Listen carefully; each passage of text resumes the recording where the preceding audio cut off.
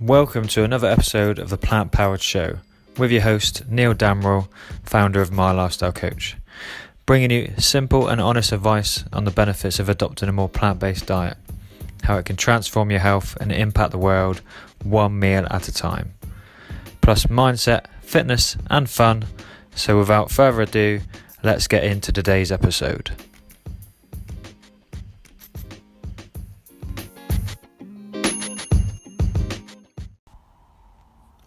Hey listener, welcome back to the Plant Powered Show, and thank you again for tuning in this week. Today I'm just going to discuss about society and how society is making you fat. So this thought occurred to me this morning while walking to work. So at the moment I'm working away, and this morning I had to get to my location from my Airbnb. So I looked up on Google Maps and it was about a 30-minute walk, maybe a mile and a half. So I thought, fine, I can walk it. I had to carry a suitcase full of kit, 20 kilo suitcase, which didn't make things as easy as it could be. However, while walking, it made me think that how society is conditioning us to become fat and overweight and obese. Because if you think about it, long time ago, life was not so convenient. So let me explain. I'm going to go into a few topics just to give you an idea of how society is conditioning us to become overweight and how you can fight this, how you can go against society to keep yourself fit and healthy without even going to the gym and without even thinking you have to sign up to any extreme exercise class. It's just very simple tips that you just got to be more mindful of to try and minimize the impact that society is having on your health. So let's begin. So if we go back to the very start, maybe before the 20th century, going back maybe even further, the invention of cars and public transport and just the overall convenience of accessibility to more things. So over time, that's what generally has made our lives certainly a lot easier, more productive. We'll be able to, travel a lot easier, get places further, import more food, get access to food a lot quicker, medical stuff. So, in a way, it's really helped society, and we've grown, and the economy's got bigger and stronger because of it. However, obesity continues to rise. Okay, and if you think about it, that is not great, because ultimately, it's putting more stress on the NHS here in the UK and globally around the world. Obesity is probably one of the leading killers on this planet.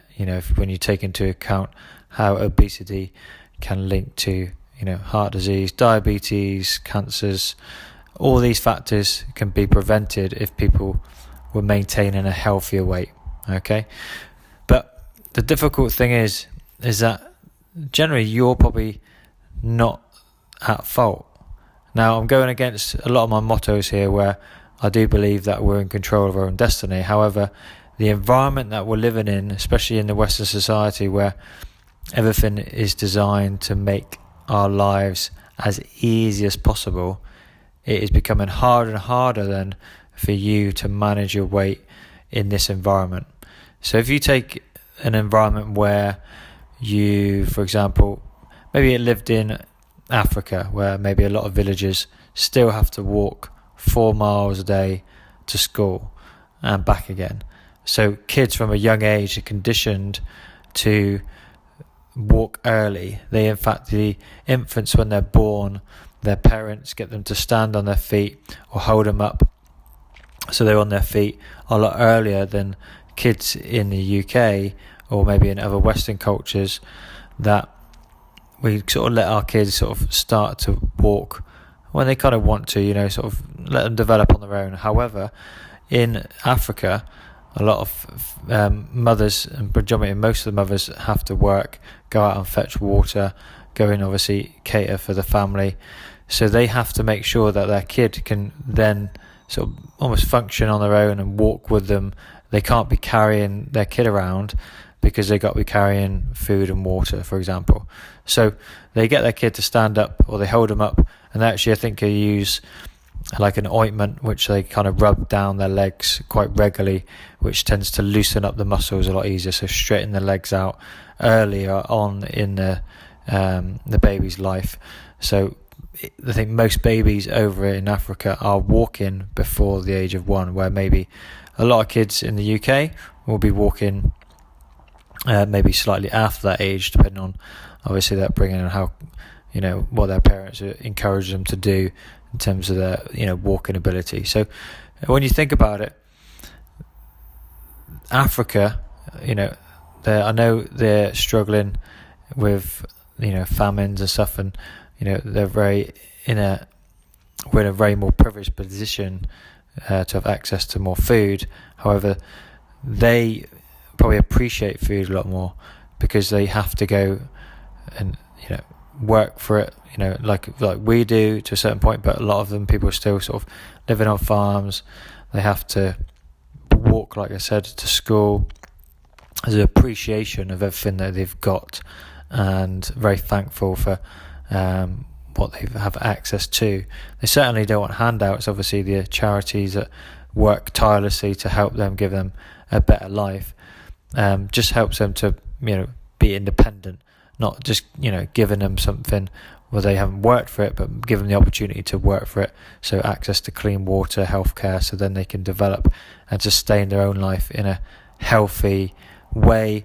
That's going to make them feel valued and independent, away from handouts. Nobody wants handouts.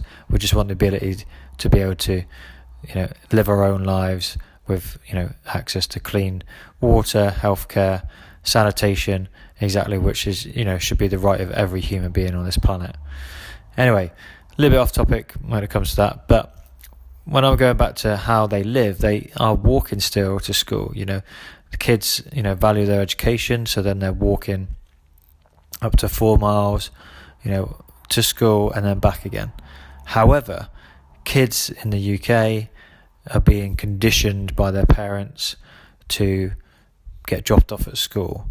How many cars do you see at the front gates of a school in the morning, taking up all the road when they shouldn't even be there? It's chaos, just so the kid can literally drop at the front door. It's absolutely disgusting. I used to walk to school from a young age. Sometimes my mum used to take me to school, but she was always late getting up, so I used to easily prefer to walk with my friends, walk home as well, have a nice chat, and it was actually a nice way of keeping myself active without even thinking about it. I just enjoyed walking. However, everything around us, we all want things a lot easier. It's easier. It would take less time to get in the car. It would take less time to just drop me off at the front door. I can have extra time in bed. We're doing everything we can to not work for it. We have access to food at our fingertips. Just on your phone, you can order a takeaway. You can order your groceries to your door. You don't have to go shopping anymore and search around the shops. You don't have to go shopping for your clothes. You can get that on Amazon or any other shopping network online. So you can literally don't have to move a muscle. Okay, and that is the biggest issue.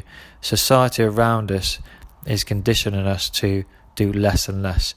If you take escalators in the underground, people stand rather than walk. The people are always conditioned to take the lift rather than the stairs. It's everything around us is, yes, it's make things quicker, but at the same time, it's making us unhealthier. So what we need to focus on is being more conscious of everything around us, how we can go maybe out of our way. We do have to go against society's sort of push towards making things easier, but in doing so, we can certainly make ourselves healthier. For example, this morning, me walking to work, normally I would take my car to a few locations, but recently I've been taking public transport, and it's actually been a really nice change because I can switch off. Yes, there's a little bit of a walk, maybe to and from the stations, the odd taxi here and there if it's a big journey. However, this morning was a comfortable walk, a nice 30-minute walk, and also again a nice 30-minute walk on the way home, and go and get my groceries and then walking home. So in total I did an hour of walking, where majority of my day, like most people now, is sedentary, sat down at a desk. You're not really on your feet in a labour intensive job these days. But because I did over an hour of walking, I burnt 500 calories just from an hour of walking. It wasn't brisk walking, I wasn't out of breath, I was just moving, I was walking, I was on my feet, getting my steps in. And it's very interesting, since I've invested in a Fitbit, if you're listening out there and you've got a Fitbit, just to track your steps. And recently, I've been hitting my 10,000 pretty comfortably by getting out and doing a bit more walking. Today, nailed it on the head, 15,000 steps already, and I only did almost over half of my steps by just walking to work this morning. So when you think about it, I could have easily got a taxi. It was maybe a 4-minute car journey. However, half an hour walk was a nice pleasant walk in the morning, nice pleasant walk on the way back from work, and it's getting my steps in. It's saving me money as well, which is another side bonus. However, it's getting my steps in, and it's burnt 500 calories. This week for me is a rest week, considering I did a half marathon recently at the weekend, so legs are a little bit tired, but I still need to move and be active. There's certain forms of activity you can do that are intense, where your body needs a bit more recovery, but you could certainly do a lot low intensity exercise by walking more. So how are you going to solve society's conditioning to making you fat? So predominantly I'm just focusing on this moment is the activity levels, as opposed to conditioning yourself away from that kind of the processed foods. That's another real hard and difficult topic to focus on, which we can discuss again in another podcast later on down the line. But today I just wanted to focus on leading on really from Monday morning motivation, if you listen to that this week, where I talked about your steps, getting your steps in. So can you focus on walking more to work? Can you go out for a walk at lunchtime?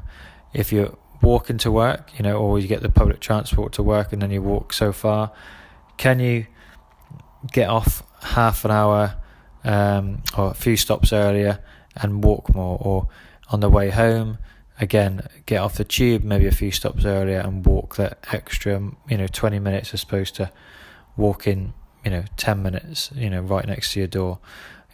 All these little things are going to add up.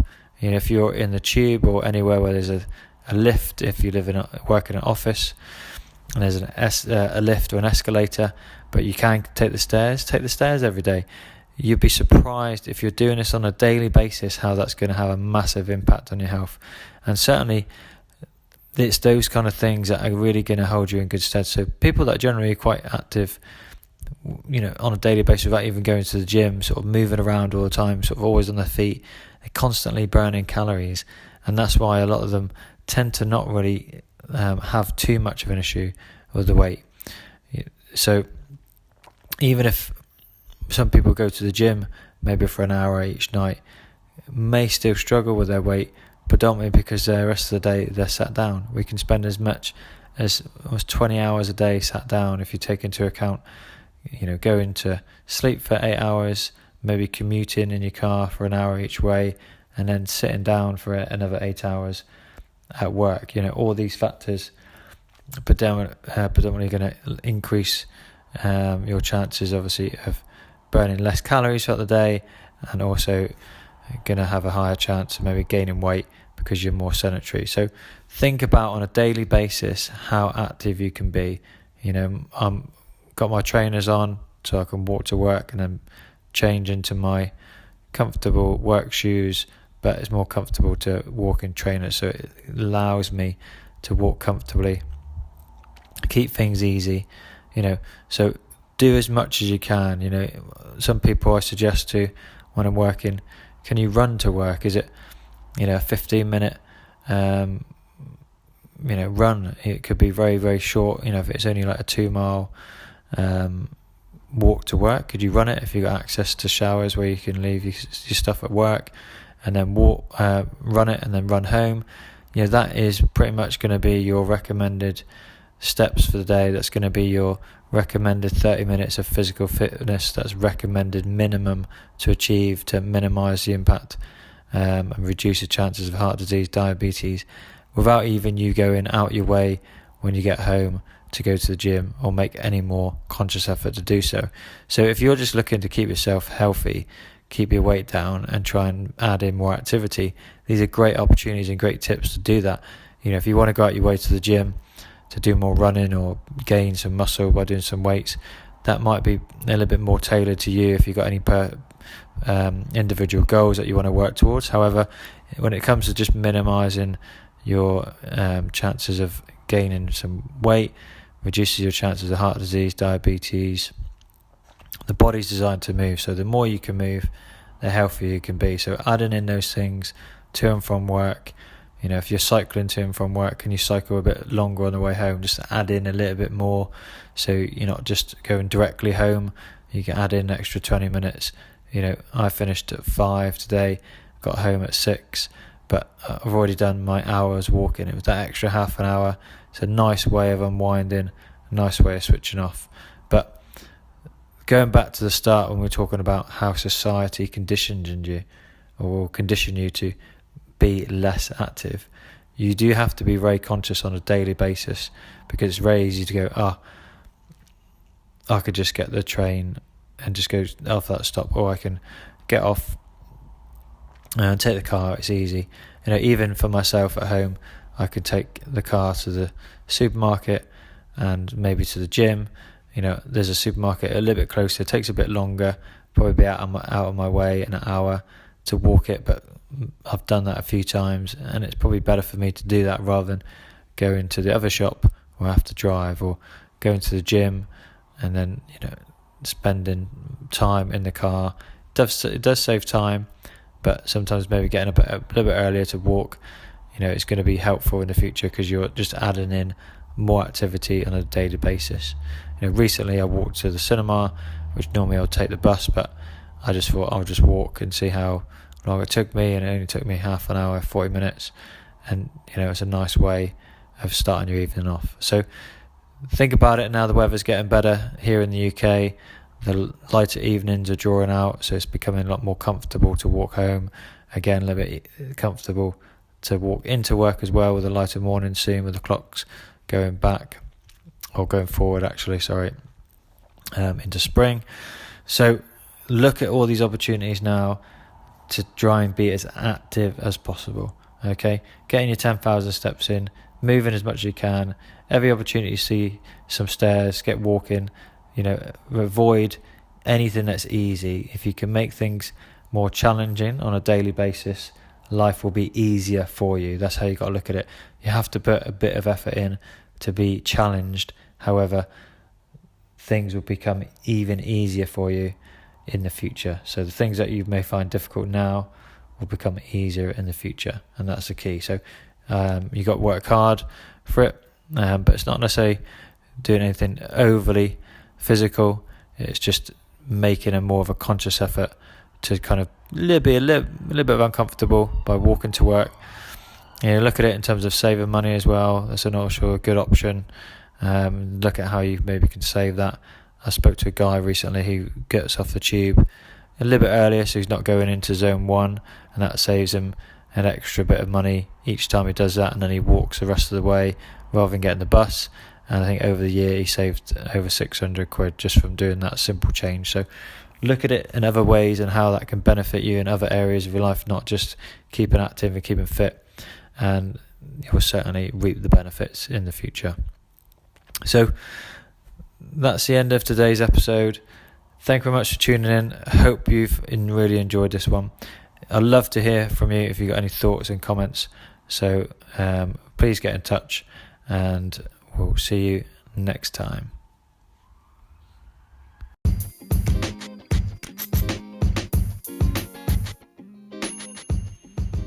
Hey listener, Thank you again for tuning in to another episode of the Plant Powered Show. I hope you got a lot from this episode. Everything that I talked about will be in the show notes in the description below, and I love to hear from you, so come and connect and ask your questions. Be sure to subscribe for more information on becoming plant powered, and don't forget to rate and review so I can keep bringing you the best content. I've been Neil Damerell from My Lifestyle Coach. Peace and love, and here's to plant power.